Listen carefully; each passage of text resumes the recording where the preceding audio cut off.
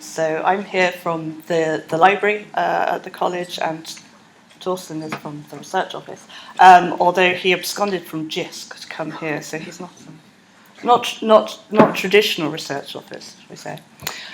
So first of all, statistics. Everybody loves statistics.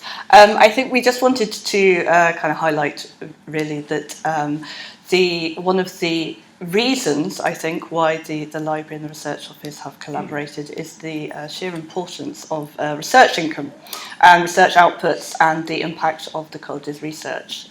So there's something in the middle there about the amount of money that we receive, and a lot of that comes from RLUK, which may not be a surprise to anybody, and the RLUK is probably not also a surprise, also quite important in the realm of open access, but also research data management. We have a large academic staff, and those are some of our kind of key audience, certainly for these activities. We publish an awful lot of journal articles and conference papers. That's pretty much our main output. I think the last ref we submitted five monographs. So certainly in regards to open access, which is probably what we'll focus on considerably, that's extremely important because journal articles and conference papers are pretty much what funder policies apply to. So we know it's very important that we need to provide services to our researchers. And we also spend a fair amount on gold as well as depositing into our repository. So a bit of background as to why we ended up collaborating. Similar reasons probably as to Glasgow, but there really wasn't very much coordination, collaboration, talking between the library and the research office, certainly prior to 2012. The library looked after the Wellcome Trust grant. I wasn't really doing very much about open access. The research office looked after the return to Wellcome Trust, and really as far as the research report was concerned, the library was doing its traditional, looking after journals, providing that type of research support, databases, subject librarians and so on. The research office involved in obviously assurance and compliance, but the two worlds were very different. So in 2012, I just got a new remit, which was included open access. And in actual fact, the first thing was that I was supposed to lead on advocacy of the college's new open access mandate, which was applied from the 1st of January 2012. It's just taken some time to get there. And that's what I thought my challenge was going to be. Until Finch and RLUK made their announcement, and then the landscape changed considerably, and as did my remit. And to be honest, the college's open access mandate got a little bit left behind. But we'd already started talking to the research office about, well, how do we monitor the mandate? How do we monitor compliance? But also myself and Karen, who was previously in the research office, kind of got together, and I can remember looking slightly aghast at each other, saying, "What on earth are we going to do? How are we both going to manage this? We don't have the resource." So that led to us appointing a project manager to enable really college-wide support coordination of supporting then open access. And that role was working across the research office, ICT, the library, the research office, and departments. And from that, which happened in 2013, we are now here. Some of the things that has led to, we will get on to.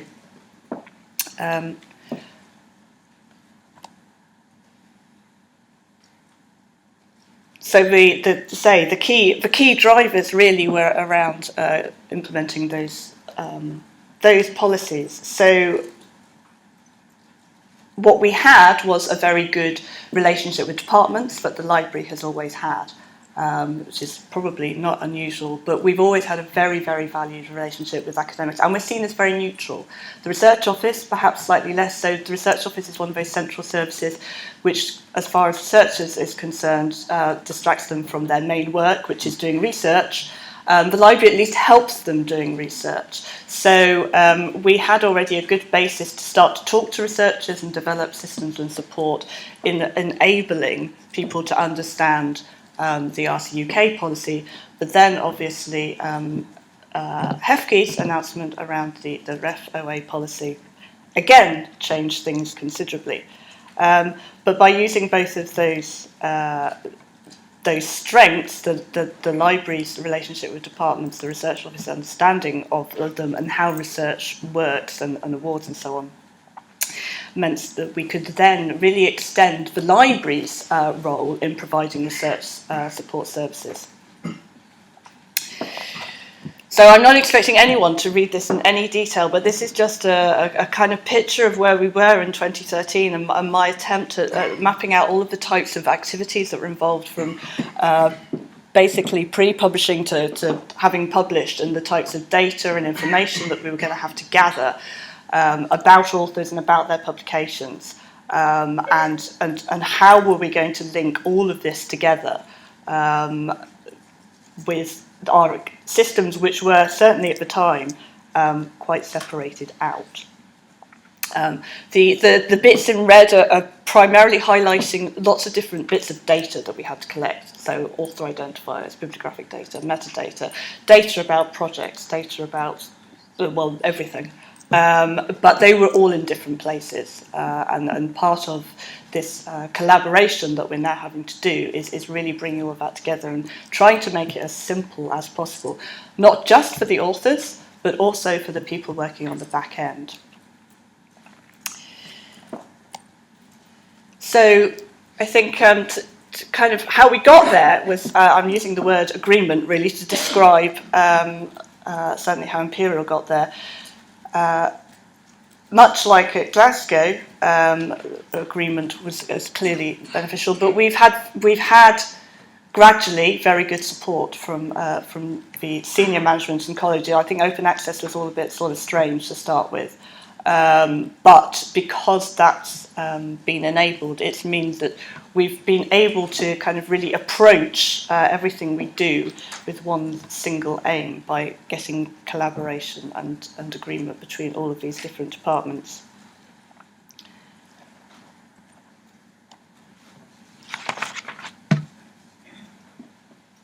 So I'm going to hand over to Torsten, I think, now. We're well rehearsed. The other thing about all that research income that we get, you'd think Imperial would have invented the common cold cure by now. We're both suffering, although I think Phil is outdoing us on the coughing front, it has to be said. So just one last thing, and I may come back for conclusions. I think one of the things that certainly the collaboration or that agreement has allowed us to do is it's meant that open access, scholarly communications, research support is being recognised as something that is crucial across the college and across services at a senior level. And that's enabled certainly the library to make a lot of investment in resource and support. And my team has expanded rapidly. So that Wellcome Trust grant I mentioned earlier and the repository, they weren't even looked after within the same team in the library until about a year or so ago. And the recognition above has meant that we've been able to make the case very successfully to expand that. And some of the things that we've been able to do are on the following slides. Yeah, thank you, Ruth. Valerie said earlier that she's not quite sure why she's here. I have this problem every day because I'm not a typical librarian, I'm not a typical ICT person. I used to be an academic, but at the time as a historian I worked on digital things and wasn't a typical academic either. And at some point I just sort of gave up about being concerned about who I am and just said, well, I care about academia as a force for good and I'd like it to be more open, and it's becoming more digital, so I'd like to sort of do a bit of a part of making it better. And coming to Imperial in 2013 has been great because there's been, as Ruth said, increasingly more support from higher up. So we at Imperial have a structure that sort of makes sure that the senior management is engaged. There's an open access publishing group, the OAP group, as it's nicely called. That's chaired by an associate provost. And we have a research data management working group, which is chaired by a delegate from the Vice Provost for Research. And then sort of below them sits the Open Access Implementation Group. That's the group that has department heads from different parts of the college.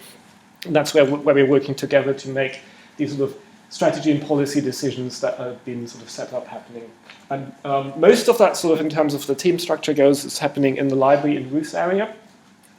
Where there is now sort of two separate teams, one looking after research data management and the other looking after the open access services. And then there's my role in the research office where I focus more on sort of policy and strategy type questions. Although in a day-to-day working, that line's much more blurred because we're working together so closely that sometimes people in the college aren't even quite sure sort of where I'm based, for example. The first thing that we looked at, and that was the clear brief that we got from senior colleagues, is make open access as easy as possible. I think, as the chair of the open access working group put this, they wanted one button solution. So what we did is we said we need one workflow, one system. Initially, there were 3 different kind of workflows for 3 different funds for gold open access. And then there's been the green open access workflow that's been separate, and we've said this should become one. So we've done some work with Symplectic, who run the CRIS system that was actually developed at Imperial College, and said we want sort of a single workflow, a non-acceptance workflow where the academics deposit, they can apply for an LPC, and they can also link funding to the output. We've set this up in Symplectic, working with them to develop a non-acceptance workflow, and we sort of hacked into that to build our own APC workflow into it. So when you kind of go through this form as an academic, you can tick a button that says APC make it so, and then the information goes to the library and it's sort of going to be processed. So we have a single workflow we set up. And there's a backend behind it that's called AskOA. That's sort of system that we've developed in college. It's called AskOA because the college also has Ask ICT and Ask the Library. Behind it is essentially a sort of ticketing type customer relationship workflow management system that we've sort of hijacked. And that's plugged into Symplectic Elements. It sort of pulls the data out and it allows colleagues in the library to process the APC. And because it's sort of workflow based, it goes through different steps. One person can do the initial processing, pass it on to someone else. And that's replaced an old workflow that essentially was built around 4 spreadsheets, lots of email, copy and pasting information back and forth, and then make it really difficult to track, whereas this is sort of all built in. Every step is documented. You can see who's working on what at the time, and the system is sending out email for every step. So if there's a question for an academic, an email is sent out by the system, the academic responds, and that email is then tracked on the system, and you can sort of go through that workflow. And that's been particularly useful for me. There were cases when I've been at senior college board meetings and someone said, oh, this hasn't been processed very well at all. And then you could just sort of quietly log in, go through the kind of exchange and say, actually, it has, but what went wrong is the following. And then there's a chance to explain it. So it's quite useful for tracking it. More important than the system, though, I'd argue, is the work that we've sort of done jointly in making the whole workflow better. Because initially, I think quite a lot of data was collected that wasn't strictly necessary. And then we sat together, looked through all of it with colleagues in ICT and said, what does the library really need to be able to process, handle deposits and the like? What do we really need for compliance and reporting information? Have the absolute minimum that we need to have in there, and especially ask the academics for the absolute minimum. And then that means there's also less to process. So we've, I think, increased the efficiency by about a factor of 4 or 5, depending on how you look at this. And this was critical for being able to scale the service up. So that, I think that understanding of the workflow and data model is more important than the system. We've shared that knowledge with JISC, sort of relatively early on in 2013 when we had the first design diagrams, went to JISC and said, this is what we're trying to build. Are you maybe looking to doing something, I guess, on the national stage? And that system, I think, is now sort of getting ready, is JISC monitor that we've and others have fed in. We're looking very closely how that's going to go. And if that turns out to be a sort of national type solution, then because of the technical work that we've done, we would, in principle, be able to switch this off, plug the JISC system into it, and just use it in our existing workflow. We want it to be as flexible as possible. We've also worked with JISC and the community on another initiative that was ORCID. I got in touch, just found out about ORCID when I was at JISC, and I kind of thought every university should be part of it. So I came to Imperial, and thankfully everyone was already interested and said, this is something we should be looking at. So relatively early, we got the provost to approve a proposal that said, the college becomes a member of ORCID, every academic and research staff should have an ORCID ID, and it should be built into our systems. In that case, for us, it was symplectic elements, because we said that's the system that the academics use. They can log in, they can control their ORCID themselves, which is important. It's the system where they get a benefit, because symplectic can help them identify the outputs of ORCID, and we'd use that as the source of truth and then push ORCID in the future into HR or whichever other systems that we want. So we went through this project in 2014, working with JISC, ARMA, ORCID, and the UK community, and we created staff for all of IDs for all of our staff.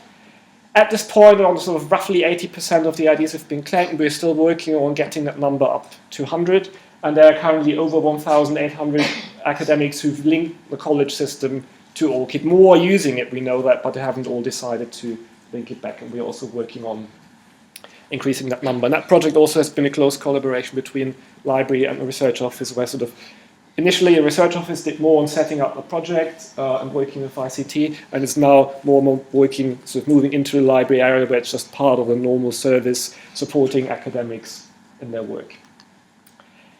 Next part we've worked together is research data management, and we've again sort of used the same model that we've established in working together in the other areas. As Ruth said, we get a lot of money from RC UK. In fact, we're the biggest EPSSC grant holder, so you can be pretty certain that they'll look very closely at what we do in terms of compliance.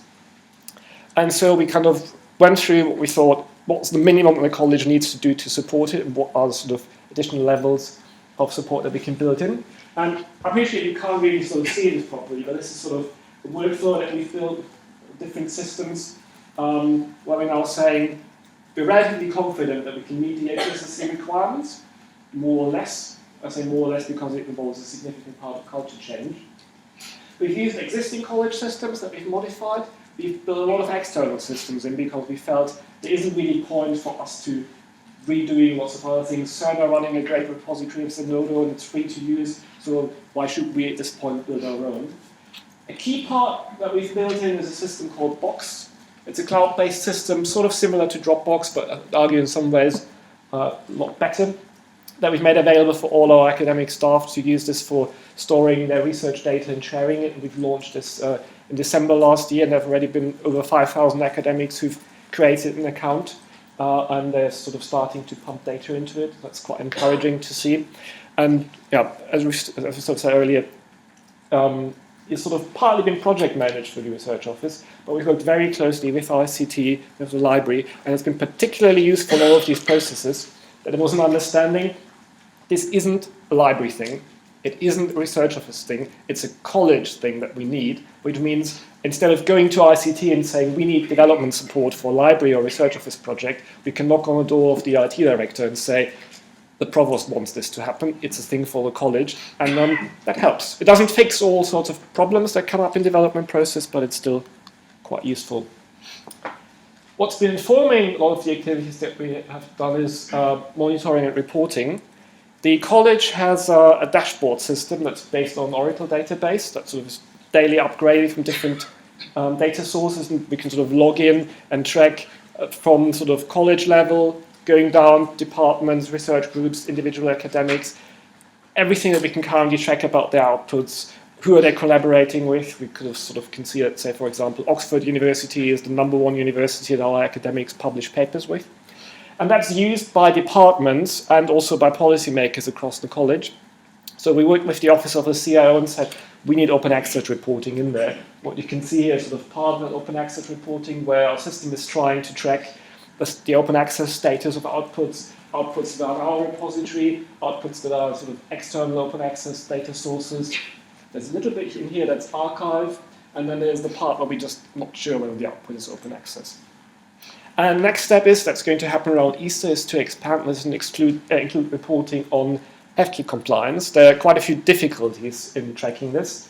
We have the symplectic open access monitor module installed, and it sort of gives us compliance and deposit tracking on departmental level, and that's been quite useful. But it's sometimes difficult to understand and work out what the numbers actually mean. So what we want to do is sort of, or are in the process of doing, is cleaning that up. And there will be another tab in the reporting tool available to all academics and also to senior management that allow them to track how is my unit doing for compliance with FKey requirements.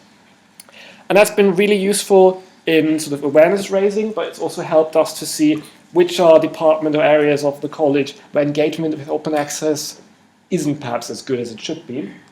And we've tried to tackle this by having an open access communications plan that then also became an RDM and an ORCID communications plan, is now essentially mostly run through a document that we sort of update jointly.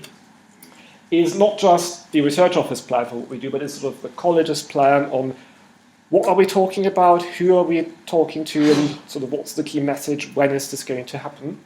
And that's been really useful because we could make sure that through the different channels that research office, ICT and the library have, we come at people with the same message and we are coordinated, and there's sort of constant level of activities, whether it's roadshows, departmental presentations, me going and pestering research committees about lack of compliance or good compliance, hopefully.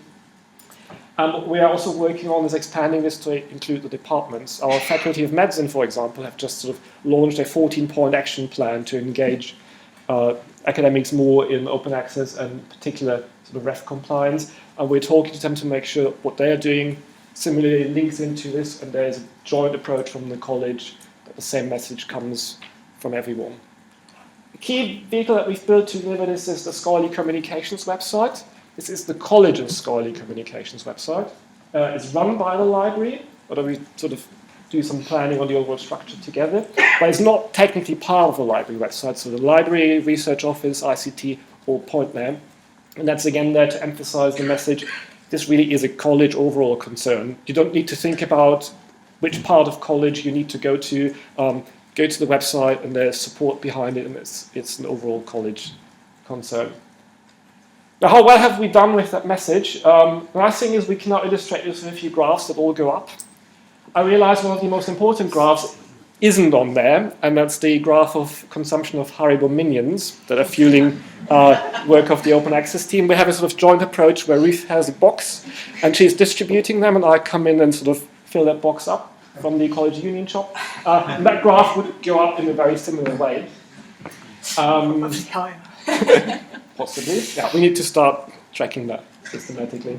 What we can track more reliably than the Haribo consumption, and admittedly I think despite their engagement in the college, leadership probably cares more about these graphs as well, is engagement from our academics. So what you see here is the number of ORCID IDs that we've linked in our system. This is a pretty new graph or box that was launched in December and sort of tracks the number of users on the system.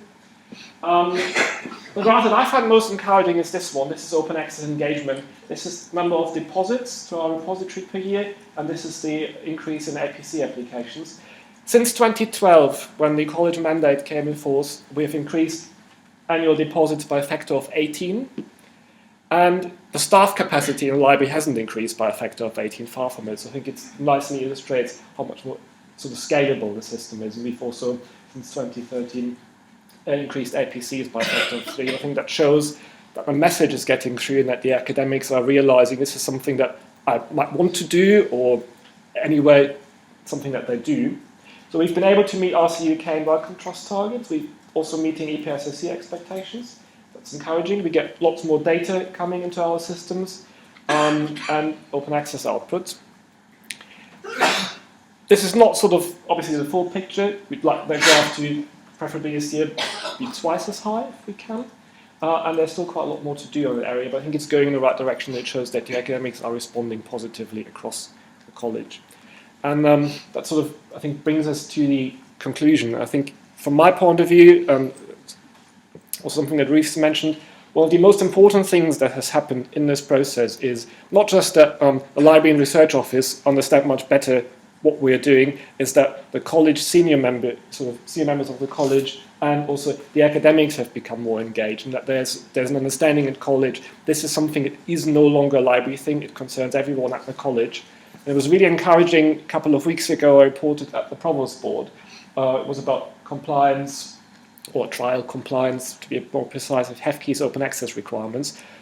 And after we'd gone through everything, the Provost paused and looked at the board and said, but I take it we also agree that open access is a good thing, and we want this for the college regardless of funding mandates, and that we want everything to be open access in our repository. And at that time I was pretty confident they would all nod. They did, and then next person, senior academic, said, oh, but this hybrid thing, we are not so keen on the hybrid part. We really want sort of proper gold or it in the repository.